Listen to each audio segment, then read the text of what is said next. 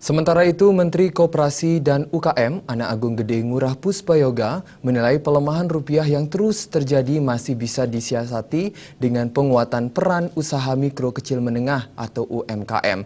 Untuk itu, Puspayoga pun meminta Indonesia, khususnya UMKM, untuk berbenah.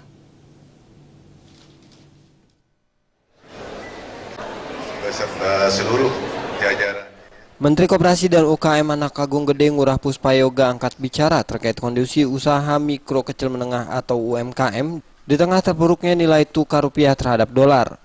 Dalam sambutannya saat membuka BIMP EAGA pada Kamis kemarin di Makassar, Sulawesi Selatan, Puspayoga mengatakan kondisi pelemahan ini hanya bersifat sementara dan pemerintah bersama otoritas dan bank sentral terus bekerja untuk melakukan stabilitas. Pelemahan rupiah yang terus terjadi masih bisa disiasati dengan penguatan peran usaha mikro kecil menengah atau UMKM.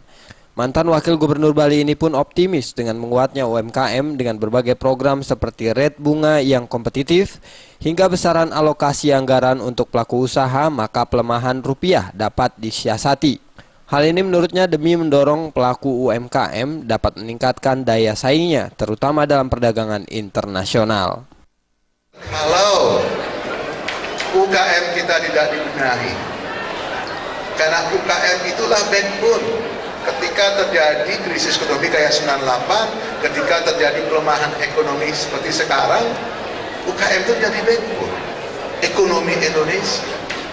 Karena Pak Jokowi, Pak JK sensitivitasnya sangat tinggi terhadap ekonomi kerakyatan, beliau merespon, dan dari 22% kredit usaha rakyat itu sekarang sudah turun menjadi 12%. Seperti diketahui, nilai tukar rupiah terhadap dolar Amerika Serikat kembali mengalami tekanan dan sudah menembus level di atas Rp14.300 per dolar Amerika Serikat. Dari Makassar, Sulawesi Selatan, Linda Puspita dan Wayan Agus melaporkan.